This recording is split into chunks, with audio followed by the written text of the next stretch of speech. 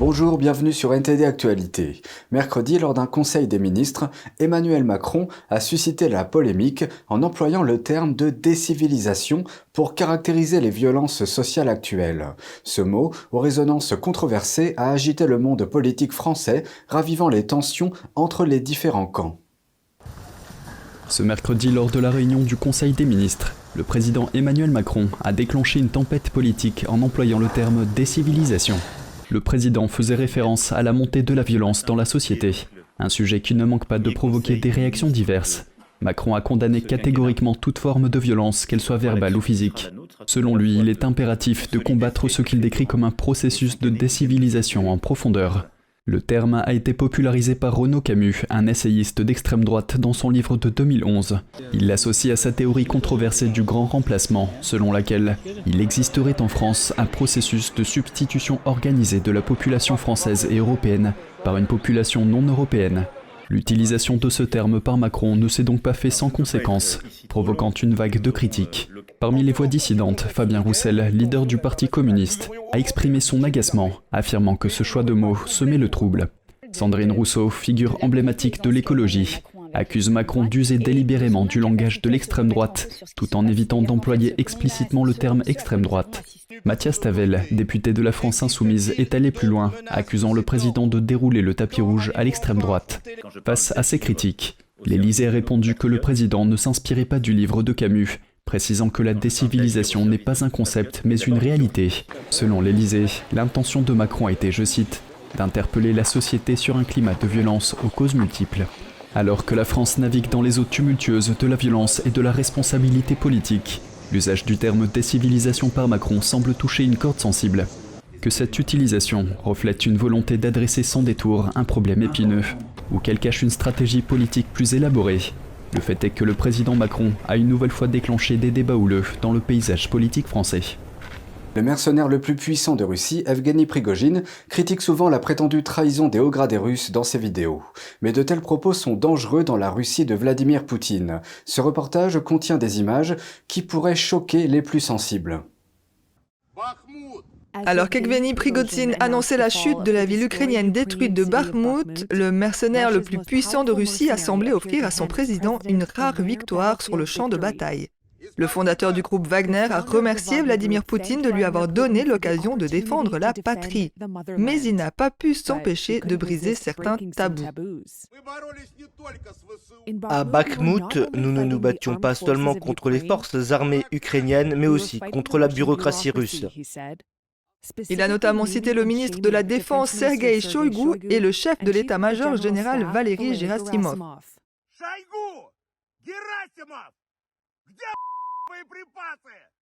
Cette déclaration fait suite à la diffusion au début du mois d'une vidéo truffée d'injures dans laquelle il critiquait ces deux hommes, les accusant d'avoir laissé mourir 5 fois plus d'hommes que nécessaire. Mais ce type de discours est dangereux dans le système politique étroitement contrôlé de Poutine. La critique publique de la guerre n'est pas tolérée. Alors comment Prigojine s'en sort-il? Des fonctionnaires, des diplomates et des analystes ont déclaré à Reuters qu'il agissait probablement avec l'approbation tacite de ceux qui sont consternés par la conduite de la guerre par l'armée. Les sources divergent sur la manière d'interpréter ces actions. Une source russe a déclaré qu'il représentait l'une des parties d'une lutte au sein du système de Poutine.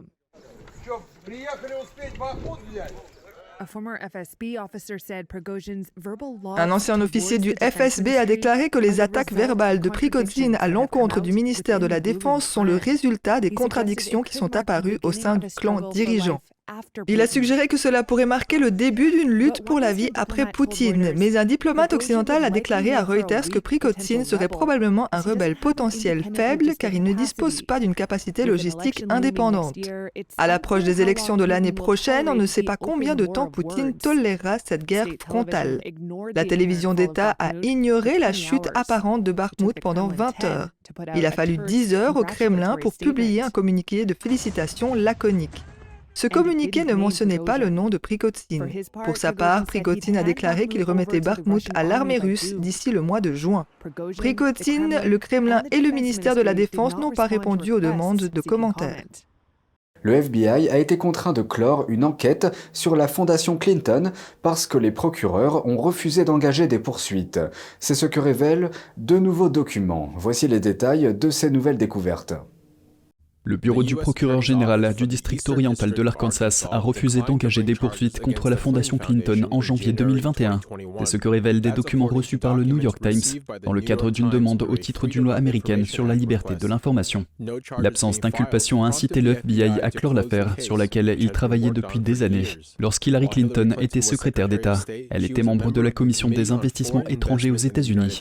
Cette commission a approuvé la vente de la majorité des parts d'Uranium One, une société qui possède des mines et d'autres projets, à une société d'État russe. La même année, Bill Clinton a reçu plus de 450 000 € d'une banque liée au gouvernement russe pour intervenir à Moscou. La fondation Clinton a également reçu des dons non déclarés de la part de responsables d'Uranium One, malgré son engagement de les divulguer. Le rapport Durham, récemment publié, a montré que cela a suscité des allégations selon lesquelles des gouvernements étrangers avaient fait ou proposé de faire des contributions à la fondation en échange d'un traitement favorable ou préférentiel de la part de Clinton. Après que les dons ont été connus en 2015, la fondation a déclaré, je cite, « Nous avons commis des erreurs, comme le font de nombreuses organisations de notre taille, mais nous agissons rapidement pour y remédier et nous avons pris des mesures pour nous assurer qu'elles ne se reproduiront pas à l'avenir. » En 2017, Hillary Clinton a été interrogée sur les paiements effectués par la Russie, qui indiquaient une collusion russe. Il n'y a eu aucune preuve crédible de la part de qui que ce soit. En fait, cela a été démystifié à plusieurs reprises et continuera à être démystifié. Un ancien agent du FBI a déclaré à The Epoch Times que le moment choisi pour clore l'affaire était suspect. Il pouvait utiliser l'excuse « on ne peut pas commenter une enquête en cours » pendant l'administration Trump. Ensuite, l'administration Biden arrive, ils ferment le dossier et détruisent les preuves, de sorte qu'ils ne peuvent plus fournir les preuves au Congrès. C'est trop facile. De plus, un membre républicain du Congrès a déclaré que le rapport Durham montre également que les procureurs ont choisi de ne pas prendre au sérieux l'enquête sur Clinton et de se concentrer plutôt sur l'enquête sur la campagne de Trump. Le ministère américain de la Justice n'a pas souhaité faire de commentaires lorsque The Epoch Times l'a sollicité. La fondation Clinton n'a pas non plus répondu à nos questions. Alors que l'intelligence artificielle devient de plus en plus puissante, les gouvernements du monde entier et les entreprises technologiques sont de plus en plus favorables à une réglementation de cette technologie. Microsoft a récemment proposé une réglementation pour l'intelligence artificielle, dans un contexte de soutien croissant à la réglementation de cette technologie, qui devient de plus en plus puissante. Microsoft a proposé une exigence selon laquelle les systèmes d'intelligence artificielle doivent pouvoir être complètement arrêtés, comme un bouton d'arrêt d'urgence. Le créateur de ChatGPT, OpenAI, a comparé l'intelligence artificielle à l'énergie nucléaire et a déclaré que cette technologie s'accompagne de la possibilité d'un risque existentiel. Les experts en intelligence artificielle sont d'accord. Anshumali Srivastava, professeur agrégé d'informatique à l'université de Rice, estime que des personnes pourraient utiliser l'IA pour générer des codes informatiques malveillants. Il existe une possibilité théorique que les codes générés par ces IA soient malveillants et qu'ils puissent accéder au système de contrôle des compagnies aériennes, au système de contrôle du trafic. Cela pourrait également conduire à une menace existentielle. L'équipe d'OpenAI a déclaré que la superintelligence sera plus puissante que les autres technologies auxquelles l'humanité a dû faire face. Mais à l'heure actuelle, la désinformation constitue une préoccupation plus immédiate en ce qui concerne l'IA. C'est ce qu'affirme Aaron Rafferty, PDG de l'entreprise technologique Standard DAO. Il y a eu deux images qui ont été diffusées sur Twitter et en ligne où l'on voit le président Trump et en parallèle le président Biden et ils sont arrêtés à New York sur la place publique et c'est très réaliste. À l'avenir, nous pourrons voir un certain nombre de façons différentes dont l'IA pourra potentiellement manipuler les sentiments des gens. Entre-temps, l'administration Biden cherche également à développer une stratégie nationale en matière d'intelligence artificielle. Mais la question demeure, comment réglementer l'intelligence artificielle ?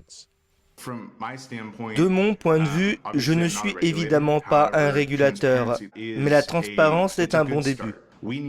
Nous devons savoir quel type d'hypothèses ces modèles utilisent et comment ils mettent en œuvre ces informations dans la population au sens large. Il faut tout d'abord éduquer les gens sur le fait que, par exemple, une recherche sur Google peut donner de mauvaises réponses. Ils peuvent vous donner de mauvaises réponses, des informations erronées. Les gens savent que les informations sur Twitter, WhatsApp, etc. peuvent être inventées. Les gens doivent être conscients que les informations peuvent être inventées et qu'elles peuvent l'être à chaque instant. L'administration Biden sollicite l'avis du public sur la manière de réglementer l'IA dans des domaines tels que les normes, les investissements et les pratiques de sécurité. Un tribunal de Londres a condamné un adolescent à une amende de plusieurs centaines d'euros pour s'être introduit dans une maison dans le cadre d'une blague sur TikTok. Le jeune homme de 18 ans a comparu hier devant le tribunal où il a reconnu avoir manqué de se conformer à un avis de protection de la communauté. L'avis qui lui a été délivré l'année dernière prévoyait qu'il ne devait pas pénétrer dans une propriété privée. Cette condition n'a pas été respectée lorsqu'il est entré dans une maison au début du mois. La procureure a déclaré que l'homme avait filmé l'ensemble de l'incident pour créer une tendance TikTok sur le fait d'entrer dans des maisons au hasard. Elle a ajouté que l'incident avait causé une grande détresse à la famille, y compris aux 2 enfants qui se trouvaient à la maison à ce moment-là. L'homme a expliqué qu'il avait agi pour s'amuser, mais il a ajouté qu'il s'était ensuite senti mal et qu'il s'était excusé. La Chine veut construire une nouvelle ambassade à Londres qui serait sa plus grande ambassade européenne. Mais les plans controversés ont été rejetés par le conseil municipal. La décision sera maintenant prise par le gouvernement britannique qui pourrait approuver le projet. Malcolm Hudson de NTD nous en dit plus. Le Parti communiste chinois veut construire une nouvelle ambassade chinoise juste derrière moi, ici à Londres. Ce serait la plus grande ambassade de Chine en Europe, mais les plans ont été rejetés par le conseil local de Tower Hamlets suite à l'opposition des résidents. Le maire de Londres n'étant pas intervenu, le projet est désormais dans le viseur du gouvernement central. Les autorités chinoises ont acheté l'ancien site de la Monnaie Royale en 2018. Il se trouve à proximité du Tower Bridge et de la Tour de Londres. Le projet de l'ambassade de Chine prévoit la démolition partielle du bâtiment historique classé. Il prévoit également l'installation de caméras de surveillance supplémentaires autour du site pour un coût de plus de 230 000 euros. Le projet de construction de l'ambassade a été rejeté pour un certain nombre de raisons, notamment en raison des inquiétudes de la population musulmane locale concernant la persécution des Ouïghours par le régime chinois. Mais Mark Sidwell, directeur de la recherche pour la Henry Jackson Society, a déclaré que le gouvernement britannique pourrait donner son feu vert à ces projets. Les Britanniques essaient donc de rénover et de construire une nouvelle ambassade à Pékin. Ce projet a été quelque peu retardé. L'ambassadeur chinois au Royaume-Uni l'a explicitement lié à son propre projet à Londres en disant que l'un ira de l'avant si l'autre se concrétise. Fin avril, le ministre des Affaires étrangères, James Cleverly, a déclaré qu'il était déterminé à voir la construction d'une nouvelle ambassade britannique à Pékin.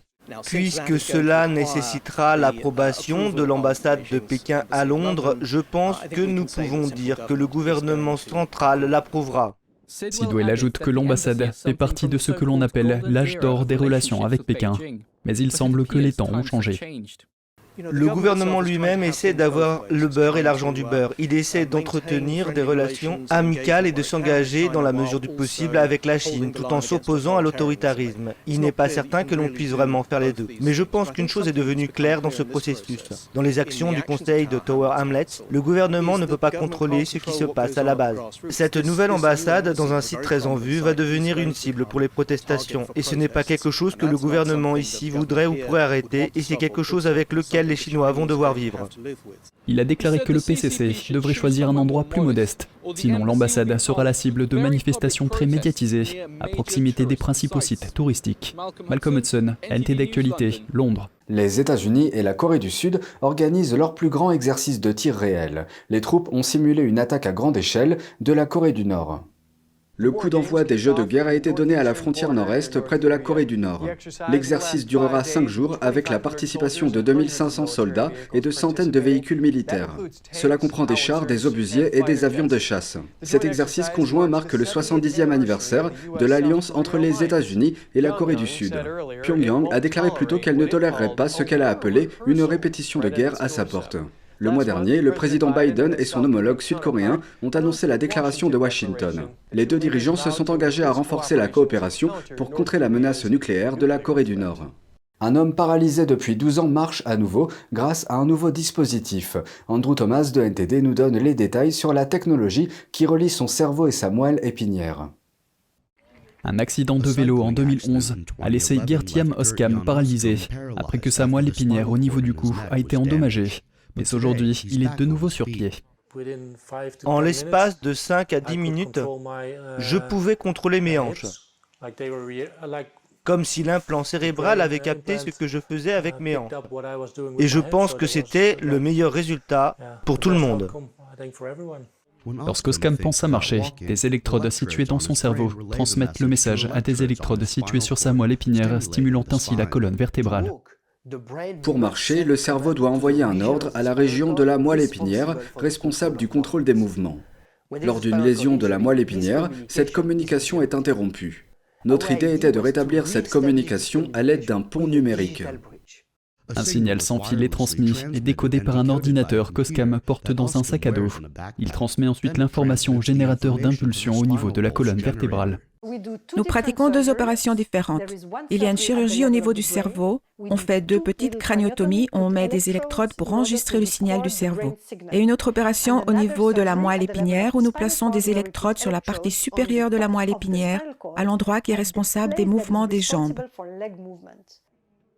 Après une quarantaine de séances de rééducation, Oscam a pu à nouveau bouger ses jambes et ses pieds. Il peut même marcher sur de courtes distances sans l'appareil, s'il utilise des béquilles. Non seulement il a pu utiliser le pont numérique pour contrôler son muscle paralysé, mais il a également retrouvé une fonction neurologique qu'il avait perdue depuis de nombreuses années. Ce qui suggère que ce pont numérique a également favorisé la croissance de nouvelles connexions nerveuses. Andrew Thomas, NTD Actualité. Et c'est ainsi que s'achève cette édition. Merci de nous avoir suivis. Vous pouvez suivre tous les programmes de NTD sur Ganjin World, la plateforme 100% propre, en tapant www.ganjin.com/fr ou en cliquant sur le lien sous notre vidéo YouTube. Je vous souhaite à toutes et à tous, et de la part de toute l'équipe, une excellente soirée sur NTD.